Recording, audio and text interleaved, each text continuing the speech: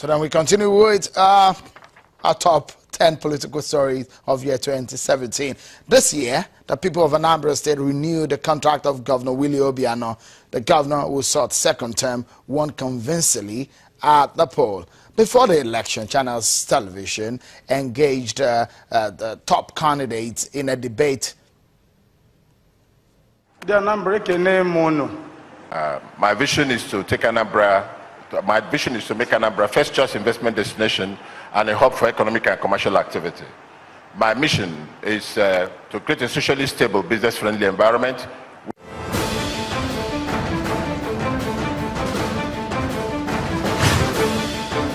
And perhaps this one is still very fresh, but the compilation of the 2017 political stories will be incomplete without the Atiku Abubakar's defection story. The former vice president left the APC for the PDP.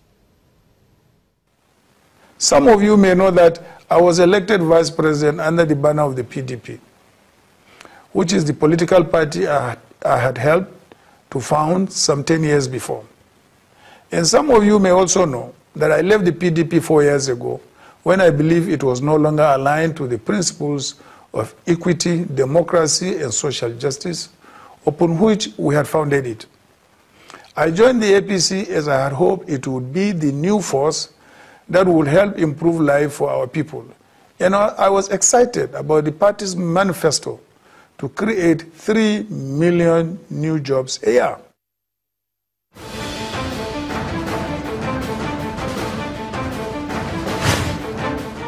A fugitive former pensions boss was reinstated and another round of controversies was birthed. As we speak, no one has answers on who reinstated Abdulrasheed Maina. Maina's issue relating to a request for reinstatement pursuant to a letter made available and submitted to the Office of the Attorney General for consideration was indeed a work in progress and was not consummated to the point of issuance of a final letter conveying directives of reinstatement of Maina.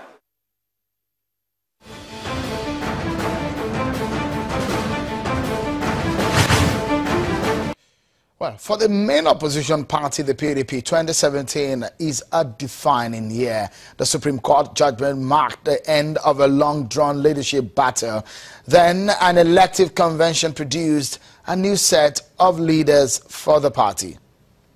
Sing, enjoy yourself, baby boo. Everybody. The much-anticipated convention of the People's Democratic Party, PDP, finally a reality, as delegates to the convention converge in the Eagle Square in Abuja to elect principal officers that will pilot the affairs of the PDP. Well then, those are your top biggest political stories that we brought to you. There are loads and loads of them, but those are the ones that came top on our highlighting for the year 2017. What a year it has been. In all of this, one thing came to the front burner, perhaps sandwiched in all of these other issues that we brought to the fore tonight on the program as we end the year on Politics Today. And that issue is restructuring. And we decided to bring all of these issues around restructuring in this package for you.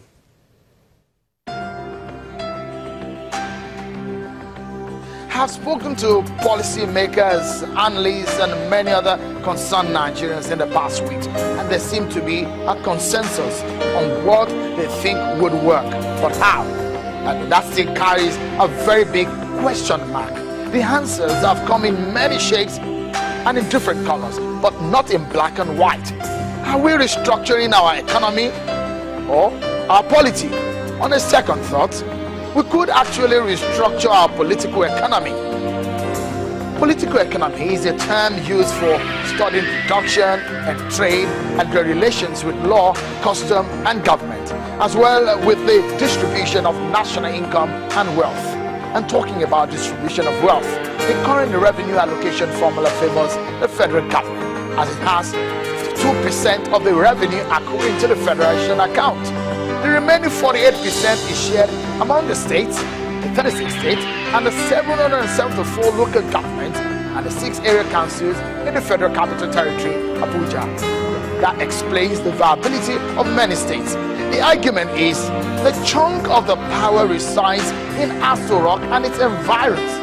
In the 1999 Constitution, 68 items are listed on the exclusive list, while 12 items are on the concurrent list, concurrent legislative list, that is. You see, not just the wealth, the power.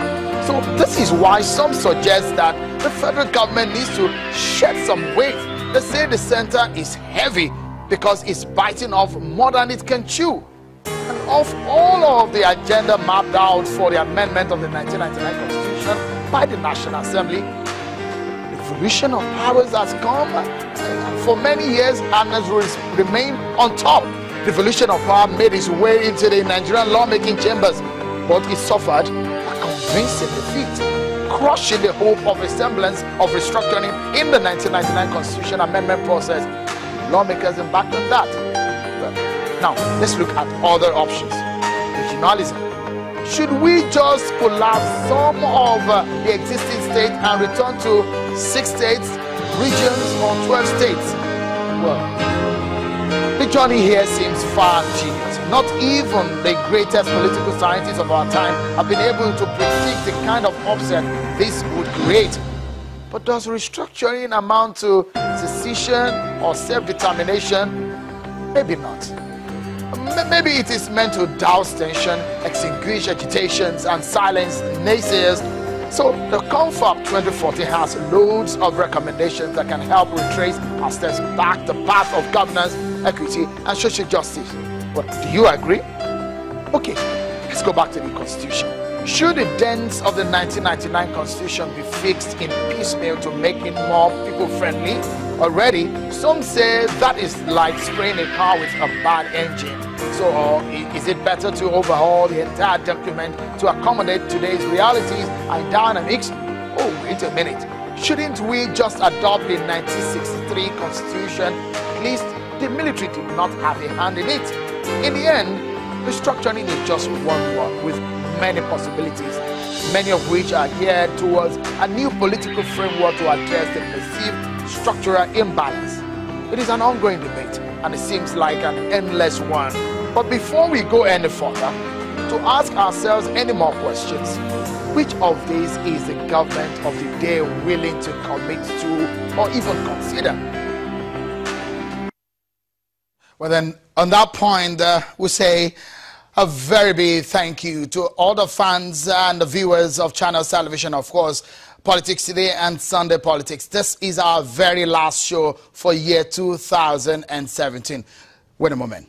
We're entering into the eve of a crucial election in Nigeria, 2018. It's going to be a very, very tough year, no doubt, and very busy one. But we promise that we'll bring you the best and the best of reportage in politics. Many thanks, everyone. From my chairman, Mr. John Momo, and our vice chairman, Mr. Shola Momo, and all the management team. I must thank everyone, but I won't forget my colleagues. First and foremost, Channels Politics producer Darido, many thanks, and also my colleagues who cover Parliament, Larry Lasisi, Linda Akigbe, and also Friday Okerebe will cover political parties, Paul Nwachuku, Ibrahim Adra, and the State House, and of course, Gloria Ume Ezioke. Many thanks to all of you that made these shows on Channels Television every day a success. Thank you so much, everyone, for being part of it.